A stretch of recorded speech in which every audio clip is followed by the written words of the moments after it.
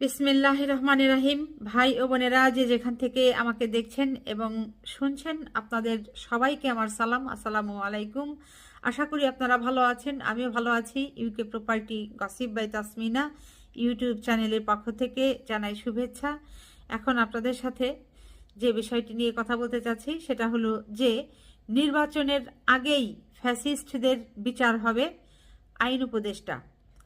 তো এই শিরোনামে আমার দেশ পত্রিকাতে খবর ছাপা হয়েছে।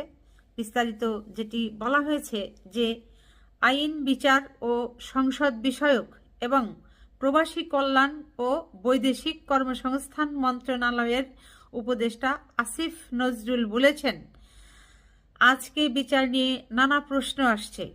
নিশ্চিত করে বলতে পারি বিচার ব্যবস্থা পূর্ণ গতিতে চলছে, বিচার পূর্ণ মাত্রায় দৃশ্যমান আছে।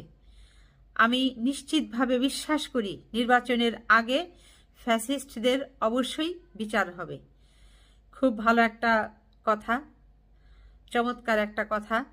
সাধারণ জনগণ আশ্বস্ত হতে পারবেন যে আগামীতে যে নির্বাচন হবে, অর্থাৎ 2026-এ ফেব্রুয়ারি মাসে যে নির্বাচন আছে, জাতীয় সংসদ নির্বাচন, তার আগেই হয়তো এই যে যারা 2024-এ গণহত্যা করেছে, তারপর গত 15-16 বছর যারা অপশাসন চালিয়েছে, শাসনের নামে শেখ হাসিনা সরকার যে শোষণ চালিয়েছে, তাদের বিরুদ্ধে যে আনীত অভিযোগ আছে, সেই অভিযোগের প্রেক্ষিতে যে মামলাগুলো হয়েছে, চলমান আছে, বিচারাধীন আছে, এই মামলাগুলোর হয়তো অবশ্যই বিচার হবে। ফ্যাসিস্টদের এখন বিচার হবে। এটি আসলে একটা জনগণের মনে এই খবরটি শান্তি এবং স্বস্তি যোগাবে। মাননীয় উপদেষ্টা জনাব আসিফ নজরুল তিনি বলেন, আমাদেরকে বিচার ব্যবস্থাটা গ্রহণযোগ্য করতে হবে। তাই আপনারা নিশ্চিত থাকেন, আপনাদের হতাশ হবার কারণ নেই। আমরা যখন সরকারের দায়িত্ব নিয়েছিলাম তখন চিন্তা ছিল বিচারের কথা, সংস্কারের কথা, জুলাইয়ের শহীদদের পুনর্বাসনের কথা এবং নির্বাচনের কথা। আমাদের বিচারটা গ্রহণযোগ্য করতে হবে। এটি কিন্তু উনি অত্যন্ত একটা যুক্তিসঙ্গতই কথা বলেছেন যে বিচার যদি গ্রহণযোগ্য না হয় তাহলে কিন্তু যারা বিচারক আছে, যারা বিচারটা করবে, এগুলোর সাথে যারা সম্পৃক্ত আছে, তারা কিন্তু পরবর্তীতে প্রশ্নের সম্মুখীন হবে, ফেঁসে যাবে। কাজেই এই যে বিচারটা হবে, অপরাধীদের যে বিচারটা হবে, সেটি যেন অবশ্যই গ্রহণযোগ্য হয়, সেটির ব্যাপারে বর্তমান যে অন্তর্বর্তী সরকার আছে তারা খুব ভালো করে জোর দিচ্ছে। এবং এখানে ভাই বোনেরা আরও একটি কথা আমি আসলে যোগ করতে চাচ্ছি। এই যে দেখেন, আইন উপদেষ্টা কি বলেছেন যে তাদের মাথায় আছে, কি মাথায় আছে, যে বিচারের কথা মাথায় আছে। তারপর মানে তারা যখন এই দায়িত্ব নিলেন, দেশের অন্তর্বর্তী সরকারের উপদেষ্টা পদে বহাল থাকলেন, দায়িত্ব নিলেন, তখন তাদের অনেক বিষয় মাথায় ছিল। এদের মধ্যে কি মাথায় ছিল স্পষ্ট বলেছেন যে বিচারের কথা, অর্থাৎ যারা অপরাধ করলো এই এদের বিচারের কথা, 2 সংস্কারের কথা, 3 জুলাই শহীদদের পুনর্বাসনের কথা এবং 4 নম্বরেই কিন্তু উনি বলেছেন নির্বাচনের কথা। কাজেই অনেকেই অনেক সময় বলেন যে যখন জুলাই হয়েছিল, জুলাই 24 যখন আন্দোলন হয়েছিল, তখন কি এই নির্বাচনের জন্য হয়েছিল? কাজেই এই ধরনের এভাবে আসলে কোন ঠাসা করে কথা বলাটা উচিত না। কোনো একটা ঘটনা ঘটে শুধু ওই একটা কারণের জন্য হয় না, ওটার পেছনে আরও অনেকগুলো কারণ থাকে। কাজে আপনাদের মনে রাখতে হবে যে বাংলাদেশে আওয়ামী সরকারের শাসনামলে বিগত দিনগুলোতে মানুষ ভোট দিতে পারেনি। এমনও ছেলে মেয়ে আছে যাদের বয়স এখন এই 30 হয়ে গেছে, 35 বছর হয়ে গেছে, তারা আজ পর্যন্ত বাংলাদেশে ভোট কাকে বলে সেটা তাদের ভাগ্য হয় নাই। কারণ বাংলাদেশে তো নির্বাচন হয়েছে, তো ভোটবিহীন নির্বাচন, তারা ভোট দিবে কি করে?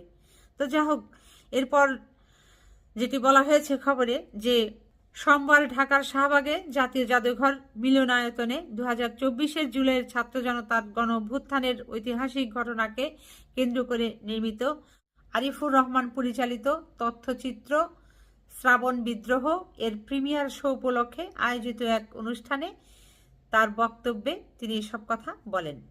তিনি আরও বলেন যে শেখ হাসিনার ফ্যাসিস্ট দলের লোকজন হাজার হাজার কোটি টাকা নিয়ে বসে আছে এই বিচারকে এই বিচার প্রক্রিয়াকে ব্যাহত করতে। এটি কিন্তু শুনে মানে ভয়াবহ একটা খারাপ খবর কিন্তু এটা, যে এই শেখ হাসিনার ফ্যাসিস্ট দলের লোকেরা এখনও কিন্তু অনেকেই বাংলাদেশে আছে, এটা আপনারা জানেন।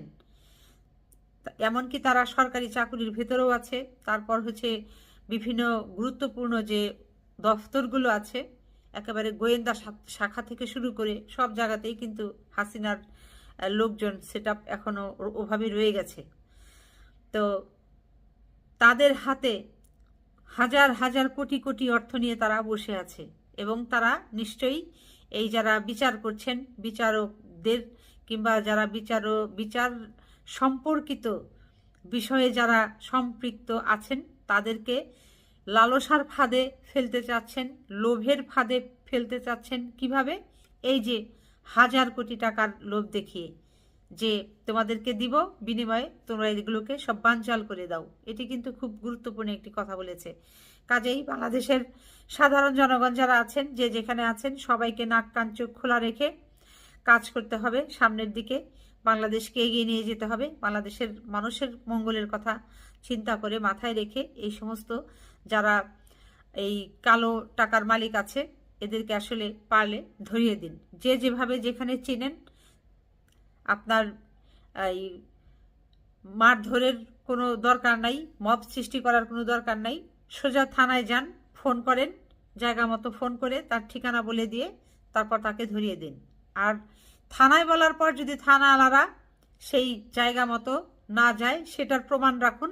তখন দিনের আলোতে ছাত্ররা সবাই মিলে গিয়ে কিংবা এলাকার লোকজন সবাই মিলে গিয়ে সে থানায় যে ঊর্ধ্বতন কর্মকর্তারা আছে তাদের সাথে আপনারা বোঝাপড়া করুন, যে আপনাদেরকে জানানো হয়েছে অ্যাকশন নেওয়ার জন্য, এই লোক অপরাধী, তাকে কেন আপনারা ধরছেন না। এইভাবে আপনারা আসলে সামনের দিকে অগ্রসর হবেন, তাতে বিশৃঙ্খলা হবে না, এবং আসল যে অপরাধী তারা ঠিকই এই গ্রেপ্তার হবে এবং তাদের বিচার হবে, তারা শাস্তি পাবে। তিনি আরও বলেন, আমার দৃঢ় বিশ্বাস বাংলাদেশের জুলাই কখনো ব্যাহত হবে না। তা তো নিশ্চয়ই। অনেক কিছু বলতে পারছি না, শুধু বলবো আমাদের হতাশ হবার কিছু নেই। তার মানে তার ভেতরে আরও অনেক কথা ছিল, হয়তোবা গোপনীয়তা রক্ষা হবে না কিংবা সময়ের অভাবে তিনি হয়তো বলতে পারেননি, কিন্তু এতটুকু আশ্বাস করেছেন বাংলাদেশের জনগণকে যে হতাশ হওয়ার কিছু নেই। তো যাই হোক ভাই বোনেরা, সবাই ভালো থাকবেন, সুস্থ থাকবেন এবং আমার জন্য দোয়া করবেন। আমার এই চ্যানেলটিতে লাইক, কমেন্ট, শেয়ার এবং সাবস্ক্রাইব করবেন। আসসালামু আলাইকুম, আল্লাহ হাফেজ।